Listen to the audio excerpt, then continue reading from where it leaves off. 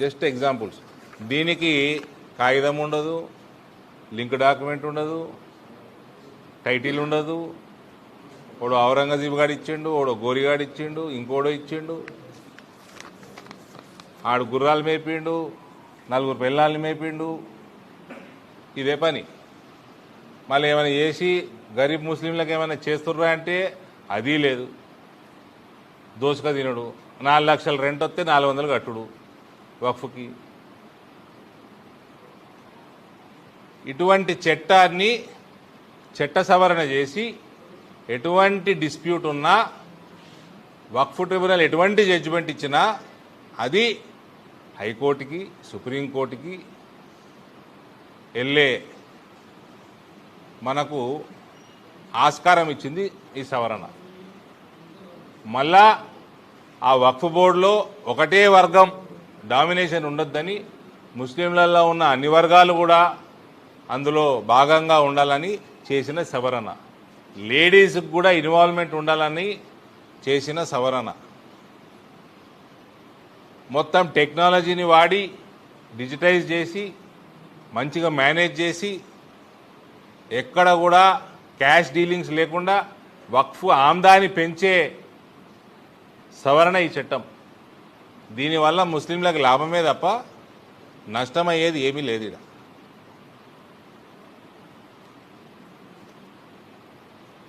Otherwise ఇది ఒక భయంకరమైన థ్రెట్గా, థ్రెట్ని ఏమంటారు,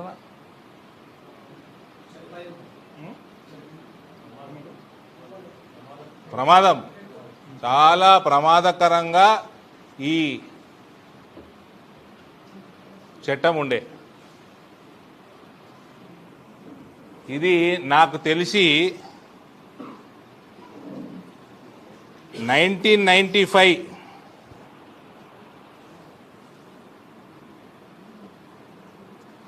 తర్వాత ఏదైతే పివి నరసింహారావు దీనికి జ్యుడిషియల్ పవర్స్ ఇచ్చిండో ఆ తర్వాత దీన్ని మిస్యూజ్ చేయడం, మిస్మేనేజ్ చేయడం ఎక్కువైంది చట్టాన్ని. సోనియా గాంధీ ఎప్పుడైతే ఈ జ్యుడిషియల్ పవర్ని సుప్రీంకోర్టుకి అంతే మించిన పవర్ ఇచ్చిందో మ్యాక్సిమం మన నాన్ ముస్లిం క్రిస్టియన్ కానీ హిందువు కానీ గవర్నమెంట్ ప్రాపర్టీలు కానీ దెబ్బతిన్నాయి దీంతోటి. ఇది జస్ట్ ఎగ్జాంపుల్ చెప్తున్నా బ్రదర్. 2006 అంతకుముందు రికార్డ్ నా దగ్గర లేదు. 2006లో 6 లక్షల ఎకరాలు ఉండే క్లెయిమ్. 2025కి 38 లక్షల ఎకరాల క్లెయిమ్ ఉన్నది వక్ఫ్ది.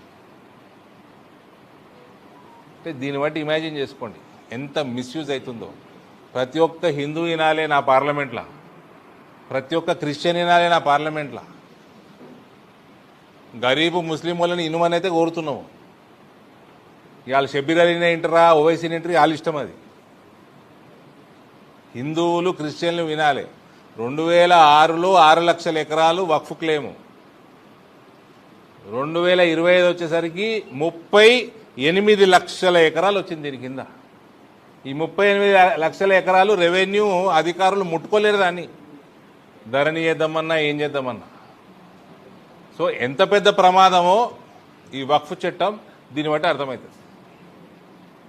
ఈ 6 లక్షల ఎకరాలు కూడా అందులోకెళ్ళి 5 లక్షల ఎకరాల పైన 1995 తర్వాతనే వచ్చి ఉంటుంది.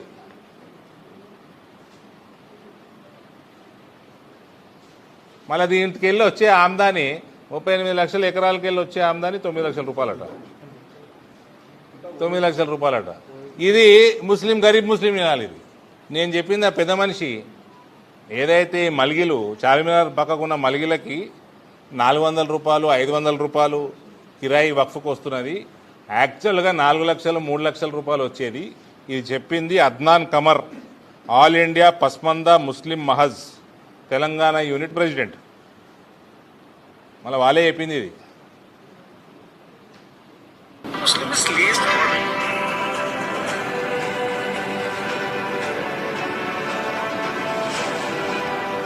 चारमीनार आपने सुना होगा ना, बहुत ज्यादा फेमस है। पत्थरगट्टी एरिया से लेके चारमीनार का जो बेल्ट है वहाँ पे 900 मलगियाँ आते हैं। उसकी जो रेंट है वो 2 लाख 3 लाख 4 लाख से शुरू, लेकिन वॉकबोर्ड को कितना पहुँचता 500 600, उससे बड़ा जो शोरूम है उसका 1200। To ensure transparency in the system. जो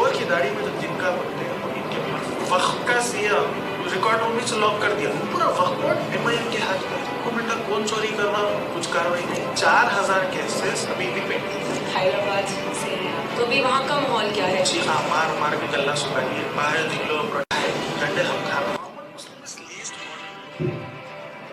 क्या बोल रहा हूँ, common Muslim is least bothered బోల్ మళ్ళా పరిస్థితి ఏమి దిక్కుండదు. వాడికని ఇల్లు కట్టించిరా అంటే లేదు, వాడికని చదివి చెప్పించిరా అంటే లేదు, దోసుకున్నాడు తప్ప. ఈ చట్టాన్ని నేను మీడియా మిత్రులందరూ కూడా ఛానళ్ళని పేపర్లను కోరుతా ఉన్నా, మ్యాక్సిమం హైలైట్ చేయండి. అది ఆలేదు అందులో ఆ ర్యాలీ పిలుస్తాడో, ఓవైసీ పిలుస్తాడో, ఇంకోటో పిలుస్తాడు, అందులో పాల్గొనాలా లేదా అనేది గరీబ్ ముస్లిం ఆలోచన చేసుకోవాలి. ఇటువంటి ర్యాలీలకు పర్మిషన్ ఎట్లు ఇస్తారు గవర్నమెంట్ ఆలోచన చేయాలి. కెనాల్ కట్ట ఇల్లు కూడా వక్ఫ్ అంటారు రేపు. మరి హిందూ ప్రాపర్టీలు ఉన్నాయి బ్రదర్.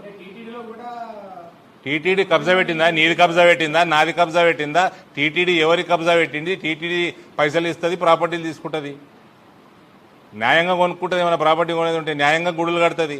ఎవరి దగ్గరకు పోతే టీటీడీకి కోర్టు ఉందా? టీటీడీకి ఏమైనా కోర్టు జడ్జిలు ఉండి దానికి వాళ్ళు చేసిన జడ్జిమెంట్కి సుప్రీంకోర్టు కంటే ఎక్కువ అధికారాలు ఉన్నాయా? బాజాబ్తా ఉంటారు. Every person who has certain claim on any property should be part of this.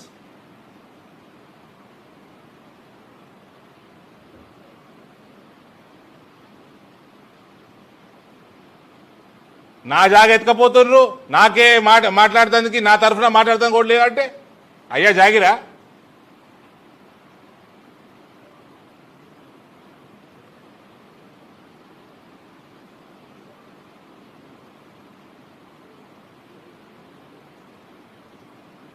దాన్ని ఏదో పెద్ద ఇష్యూ చేసుడు. ఈ మ్యాక్సిమం ఎప్పుడు హైలైట్ అయిందంటే తమిళనాడు గ్రామం పేరు ఏదో ఉంది, ఆ గ్రామము వక్ఫ్ ప్రాపర్టీ క్లెయిమ్ చేశారు. ఆ గ్రామంలో ఉన్న మందిరము 2000 సంవత్సరాల క్రితం, అప్పటికి ఇస్లామే పుట్టలే. అప్పుడు దేశవ్యాప్తంగా హైలైట్ అయింది ఇది.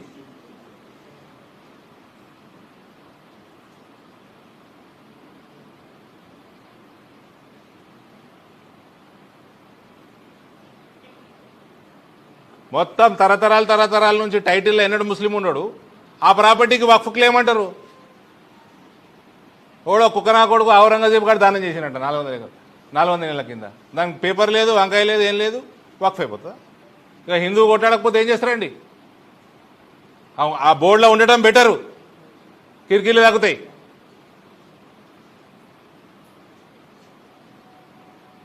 విదేశాల్లో ఉన్నత విద్యను చదువుకోవాలని అనుకుంటున్నారా? అయితే వెంటనే ఫ్లైగ్రాడ్ ఓవర్సీస్ ఎడ్యుకేషన్ కన్సల్టెన్సీని సంప్రదించండి.